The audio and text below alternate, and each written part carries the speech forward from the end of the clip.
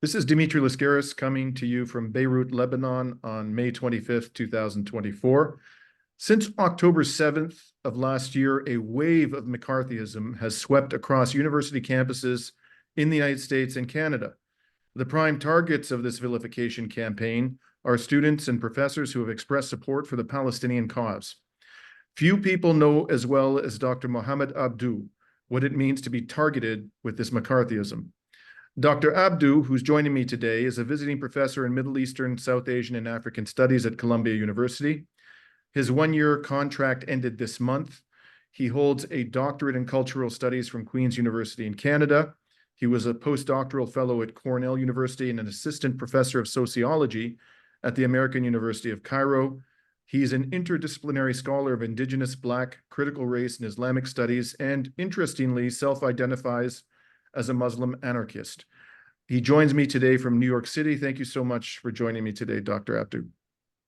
Assalamu alaikum, Dimitri. It's an honor to be with you. Dr. Abdou, recently, as you know painfully well, Columbia University President Minouche Shafik announced that the university was cutting ties with you during a congressional hearing about anti-Semitism on university campuses. And you were one of 5 professors named by her, but the only one without the relative protection of tenure. And I'd like to first play an exchange between University President Shafik and Republican Representative Elise Stefanik that related to you. Let me bring your attention to Mohammed Abdou, who was hired after the October 7th terrorist attack against Israel.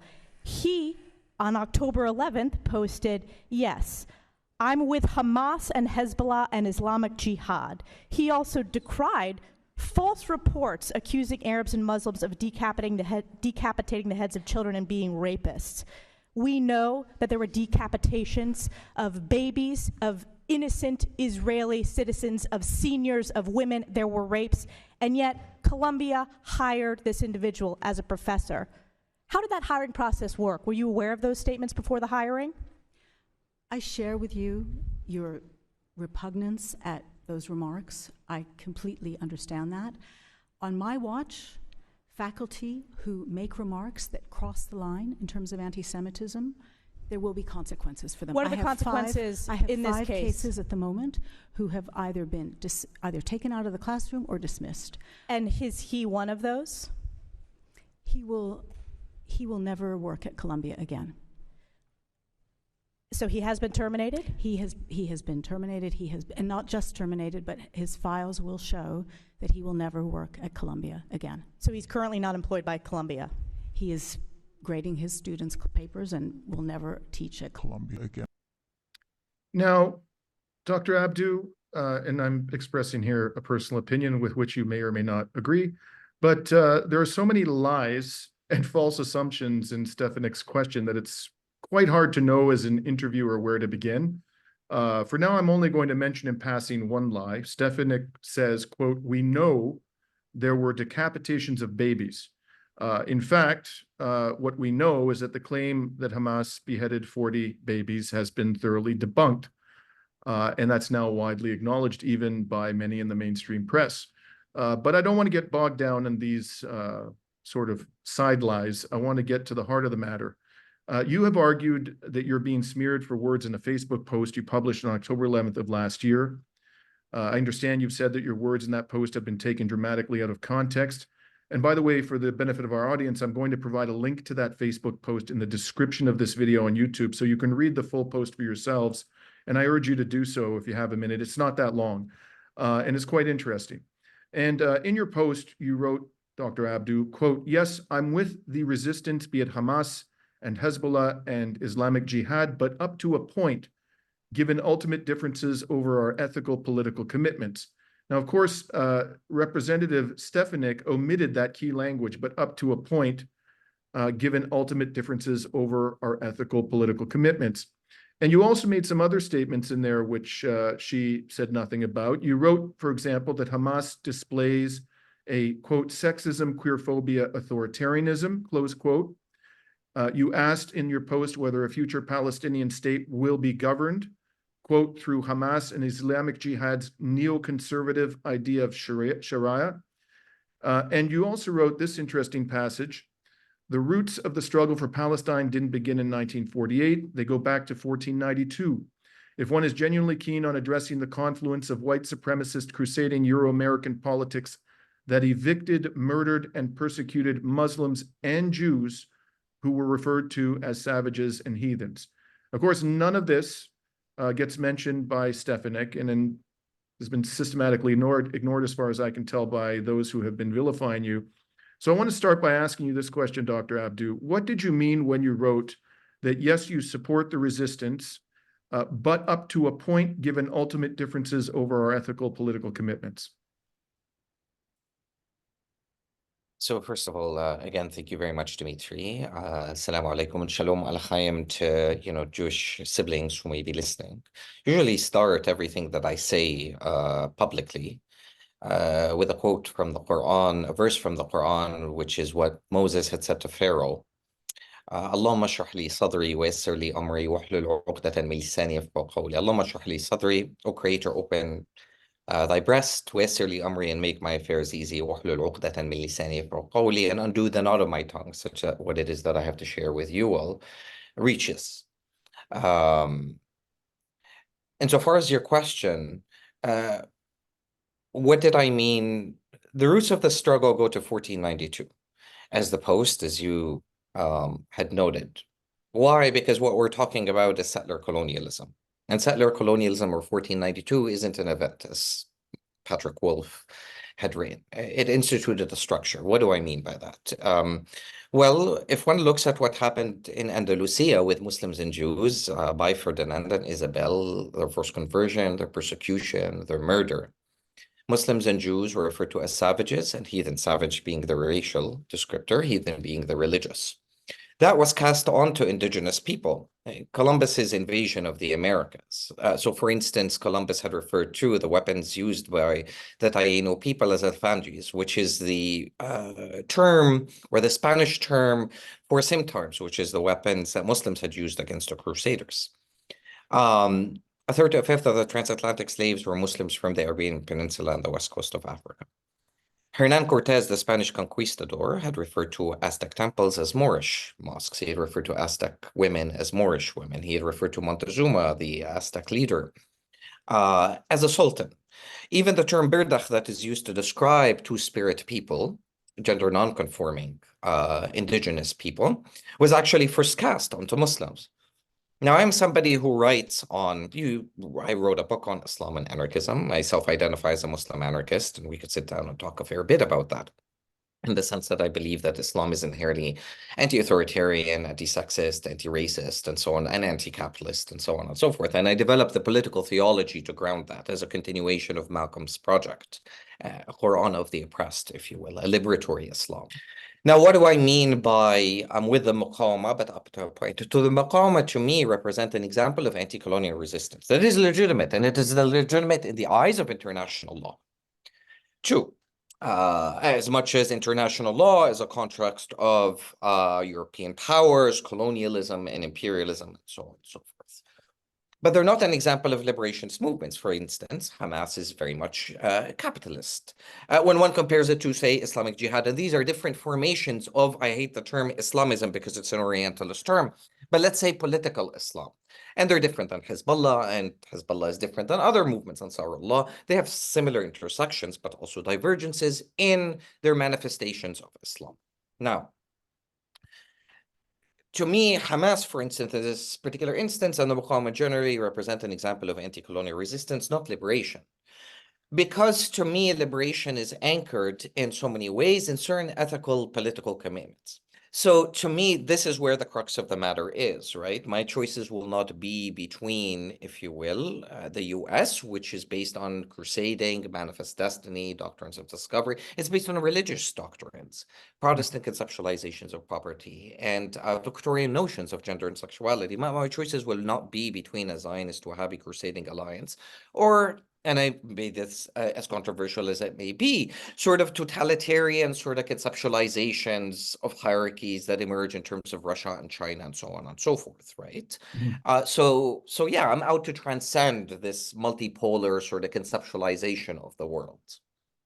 So I just want to elicit your thoughts on this subject. I'm curious to know whether you feel the same way about it as I do.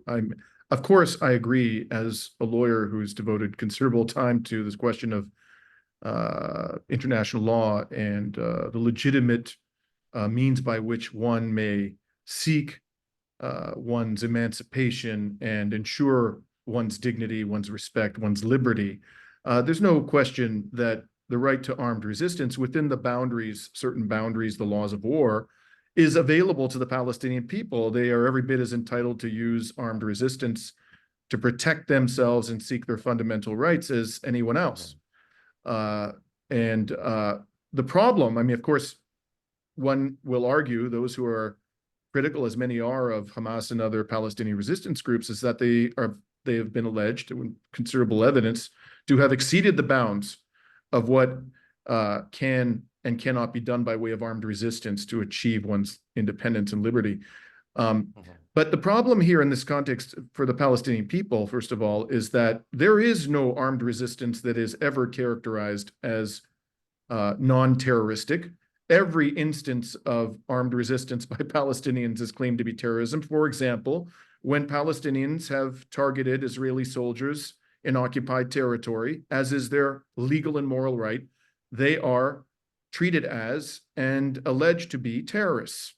And furthermore, it's become abundantly clear, I would say, to anybody who is looking at the history of this human rights crisis objectively and in a fair-minded manner, that the Palestinians have tried over and over again peaceful resistance. We saw this, for example, with horrifying implications in the Great March of Return, where Israeli snipers gunned down mercilessly peaceful protesters who were approaching the fence that separates the Gaza concentration camp from the 1948 boundaries of Israel. And many of these civilians who were gunned down and maimed were refugees who not only have a right of armed resistance, but have a right under international law to return to their homeland.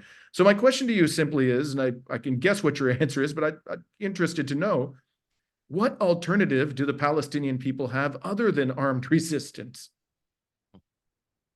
So thank you, Dimitri. I think that's a very important question. Look, Walter Rodney had long said, right, that there's a difference between, the violence that a slave engages in, and violence is a tactic, okay? It's not a strategy. That the violence that a slave participates or engages in is very different than, if you will, the violence that is imposed by, well, in this case, a state that has no definable borders, a settler colonial state, one that is armed to the teeth with stamp decrees, with all the means and weapons of war at its disposal. Right, we're talking about, nuclear weapons, we're talking about F-16s, F-35s, and so on and so forth. So there is no symmetry here in terms of the comparison. And of course, the UNGA Resolution 3743, as you know, 1982, had long affirmed the legitimacy of the struggle for a people for liberation from colonial and foreign domination and foreign occupation by all means necessary, including armed struggle. Now, of course, this brings us back to the original question, though, that you posited, Dimitri. It's the taboo words and the stereotypes and the Orientalist conceptualizations with regards to Muslims. Jihad, which means really to struggle, and the greater jihad is the struggle against oneself, the fascisms of oneself, if you will. I've been socialized with patriarchal tendencies, and so it is a matter of combating these microfascistics or the greater jihad against these microfascisms of the self. But really, qital, the right, which is the actual word for fighting in Islam, the actual right to engage in resistance, defensive warfare.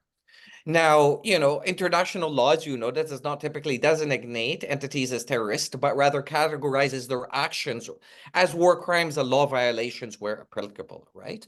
But what of the violence that is enacted by nation states that possess a monopoly over definitions and meanings of violences? Because it seems to me we can't protest peacefully We can't boycott peacefully. We can't engage in hunger strikes. We can't engage in blockading and so far as even traffic. We can't self-emulate. We can't heckle politicians on account of respectability politics. We can't march.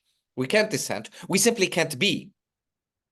So, this becomes the conundrum, right? The very yardstick, the very bosom that is used insofar as us, and particularly people of color, in terms of the means of self-defense, right? And then we sit down and look at history.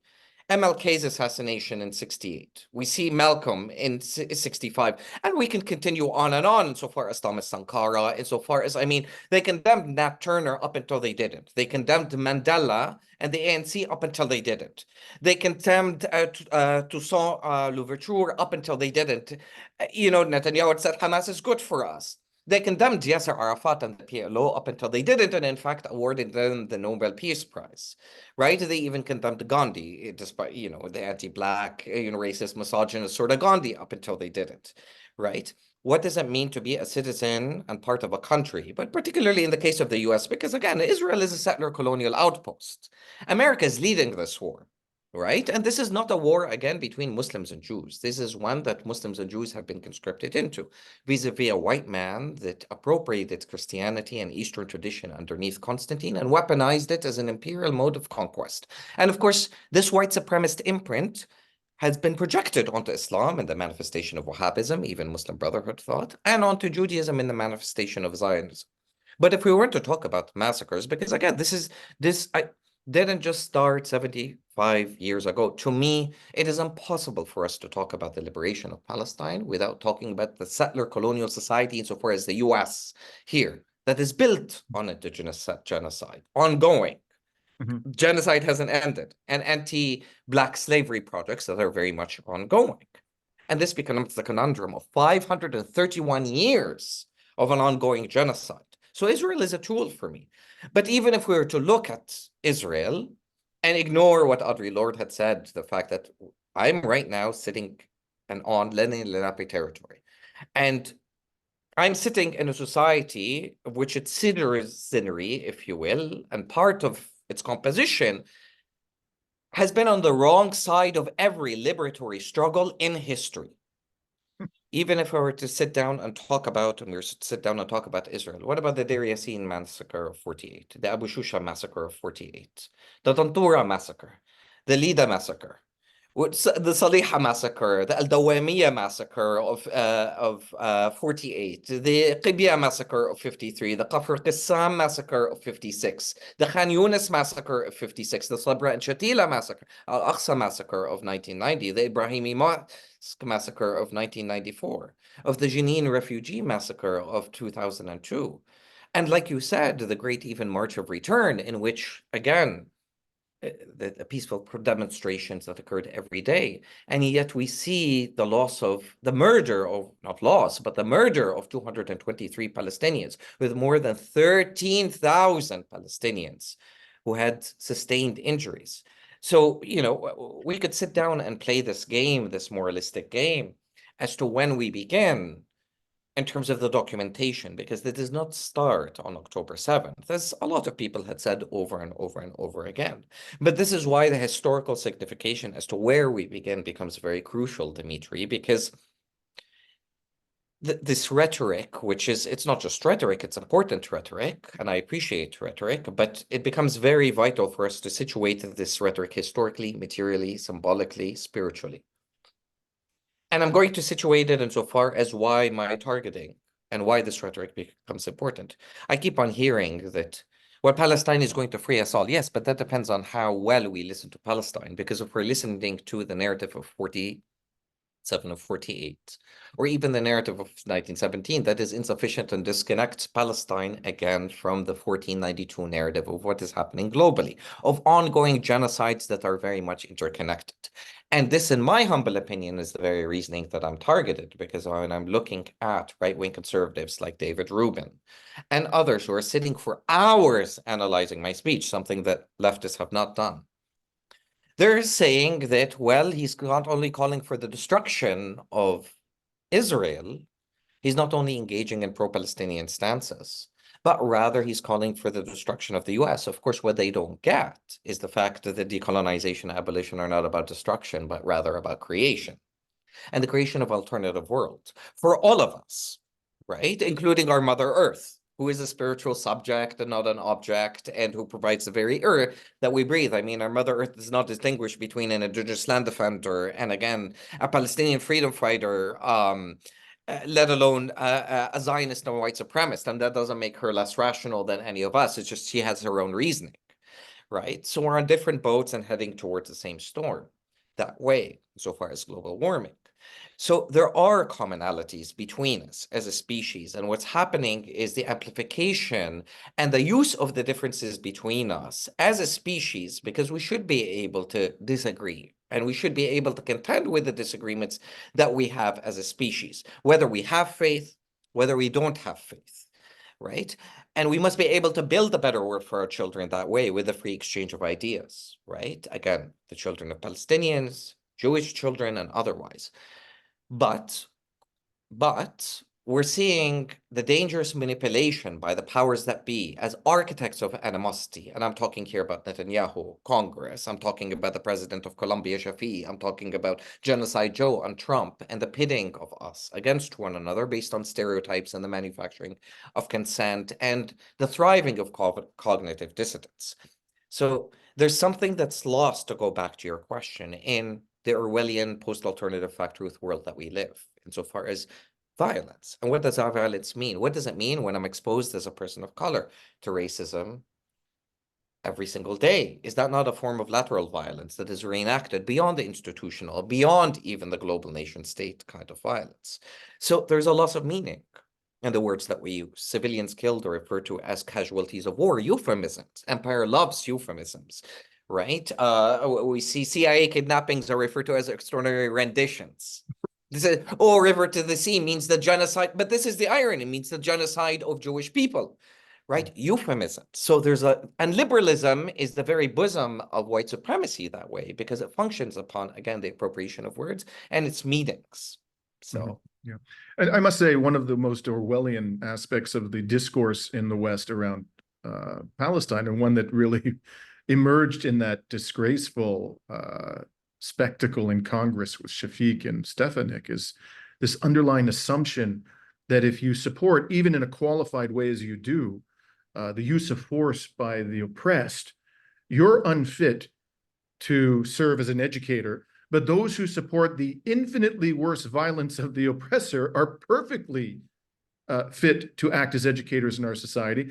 And there are, in fact, many people, I wouldn't say that they're a majority of the academic community, certainly not, but there are a number of people in university institutions around the country who are openly supportive of Israel, even as it is committing a genocide before the eyes of the world, even after the International Court of Justice said it is plausible that Israel is committing genocide with the concurrence of every Western judge.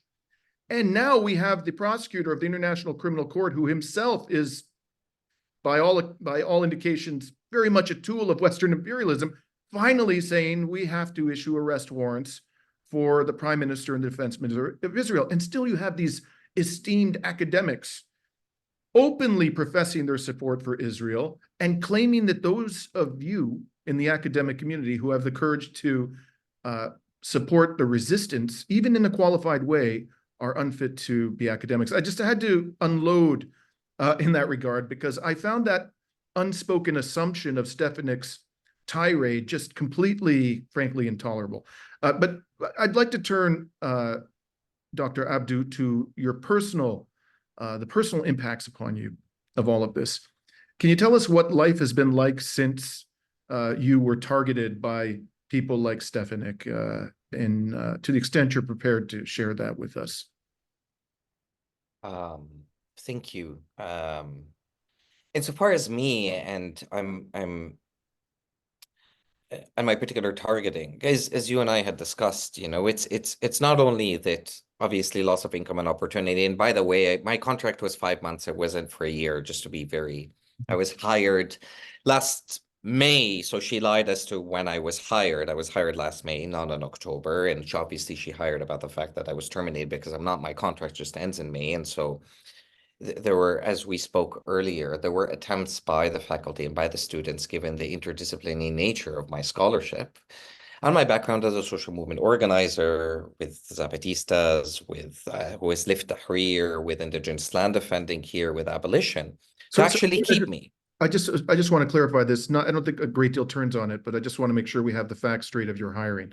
So if I understand you correctly, you were hired for a 5-month term, but the hiring occurred in May, but you actually commenced to your fulfillment of that contract in December. Would that have been, or January? Or when was I arrived in New York in January because I had the choice of either teaching during the fall term or during the spring term, which starts in January. And I thought, okay, well, let me go to Egypt, spend some time there with our communities, with family, and so on. And let me begin my contract, actually, although, like I said, I was hired, I signed the contract last May.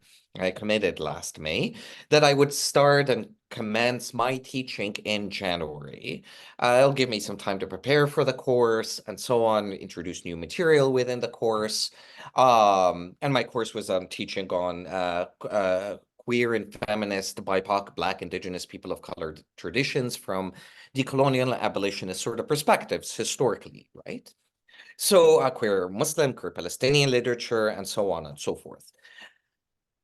Since obviously what had happened, I've become blacklisted globally. The attempts at finding me a position at Columbia, which is what faculty, including my chair, as well as students had really wanted, given the unique perspectives that I offer, the interdisciplinary focus of my work, that has been torpedoed, has become blacklisted globally. My visa, my J1 visa expires 31st of this month, so I have to leave, but that was going to happen anyways.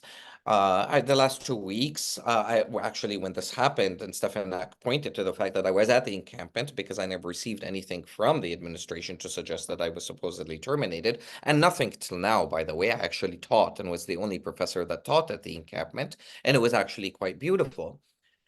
But since then, obviously, daily death threats, and I do mean daily, harassment in public. I was walking with a colleague the couple of weeks ago with Maura Finkelstein, who was actually equally fired from her job, and there were 2 Zionists that were sitting down, and they said, sorry, from "Hey, doctor." what institution was she fired from? I don't recall exactly, forgive It me, was a Dimitri, university? but it was a university, Okay. and yeah, it was there's a whole host, but certainly Maura Finkelstein is one of those, Jody Dean as well, and quite a few others, as Natasha Leonard from The Intercept had pointed out vis-a-vis interviews with us. But yeah, as I was walking with Maura, and it was my first time meeting her, and it was a great honor. She was actually 2 Zionists, said Professor Abdou, you suck. The other day, Professor Abdou, you're lucky to be standing upright, which is essentially, you're going to be 6 feet under, lying horizontally. Comments is, we know where you are, we know who you are. So the vitriolic violence that's very real. I'm identified in public. I've been identified on the subways and trains, walking. I have to, move around vis-a-vis Uber, taxis, and so on. Just reasons of security. I have to constantly look over my shoulder.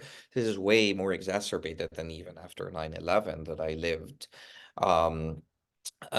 But I mean, when we're talking about the violence, right? These students, the violence, because this becomes very important too, Dimitri, if you don't mind me extending. It's not only the police brutality, it's not only them being imprisoned, but them being exposed to microwave hearing LRAD systems, right? To suppress dissent. This is the irony, right? That we're sitting down here and many people are even debating. This is the madness of the fact that it is genocide.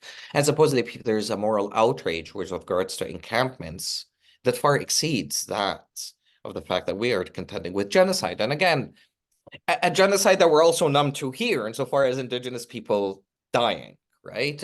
Missing and murdered indigenous women, and so on and so forth, right? But we're talking about students that have been exposed to eviction, suspension, police terror and brutality, the forbiddance of student journalists, right? Of Shafik calling in the police twice, right? For the first time since 68, and she regretted the first time, and yet she went and did it again, right? And she's yet okay with having Speaker Mike Johnson, the Proud Boys being on campus, and the confluence of power insofar as billionaires being on WhatsApp chats, as the Washington Post had reported, with Eric Adams, the mayor of New York, and essentially suggesting that they're happy to pay for the hiring of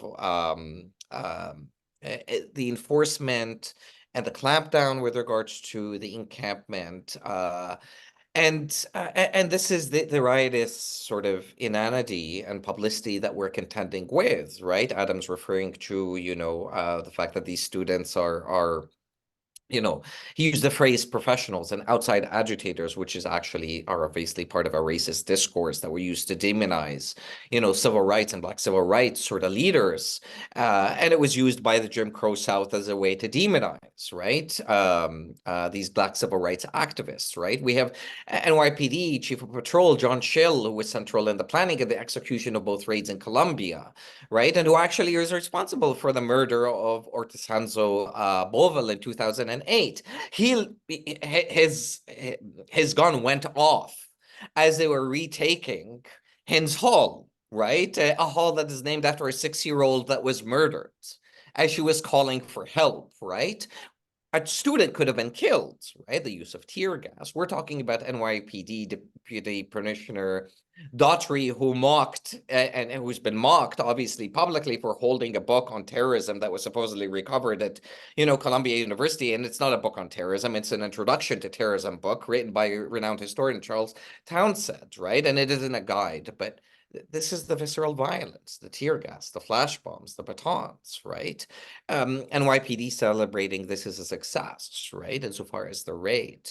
So the violence that I'm experiencing, the violence, the students in all kinds of encampments from UCLA or otherwise, the violence that, my Palestinian siblings, my people, right, are suffering. But again, this is the totality of what happens when people of color's bodies and histories are debased to the extent that we are over the course of, again, centuries, not just 100 years and not just since the Nakba, but extending over 531 years. There's an ongoing genocide in the Congo. And this is the ironies that I try and point to, that we're scrolling through genocide on phones mined from another genocide of copper and cobalt in the Congo. Right. And the repression Olympics that is played. So what kind of world are we trying to construct here in this facade, in this hypocrisy, in the fact that, again, and this is what leads to sort of the gatekeeping of my voice within leftist circles. This is what irks everybody, that, as a settler of color, I'm a Zionist on stolen land here. But how do we then contend with our various different myriad complicities insofar as a genocide in Palestine, ongoing genocide here?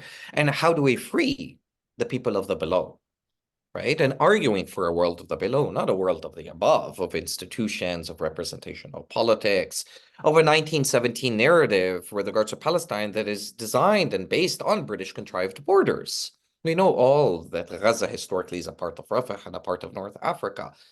Palestine is a part also of the Levant. So how do we break out of these imperial, Westphalian, contrived, Sykes-Picot borders and develop our own governance models, our own economic models, our own spiritual models, our own cultural, our own social, and that goes across the board, and really genuinely anchor this project within a decolonial praxis? These become the real questions.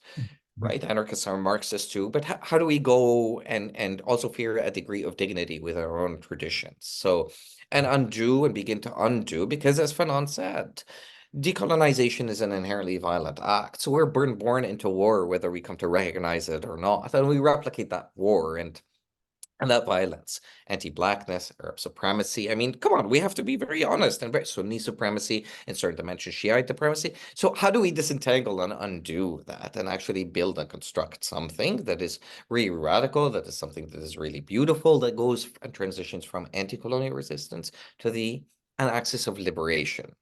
And this is what becomes key. I can have critiques of the mullahs in Iran. How do I do that without feeding into imperialist discourse of conquest and the dividing and conquering of Syria, of Lebanon, of Iran, and the different partitioning of it. This is what becomes critical to me and in the work that I do, right? Since I'm against all forms of oppression, all forms of domination, no matter how and where they might manifest, right? But my key issue right now is the very bosom of that manifestation, which is Euro-America, because there are the incipients of, again, a world order that unfortunately has been inherited over the course of centuries. So, well, Dr. Abdou, I very much hope you will be afforded the opportunity to disentangle these extraordinarily complex questions in many other academic settings in the future. I greatly appreciate your taking the time to have this fascinating conversation with me. And I do hope that you'll keep me apprised of your struggles in the years ahead to clear your name of these calumnies. To the extent there are developments, I will be sure to share them with our viewers. So thank you once again for joining me. thank you. Deeply honored and humbled to have been with you. Thank you. Salam alaikum.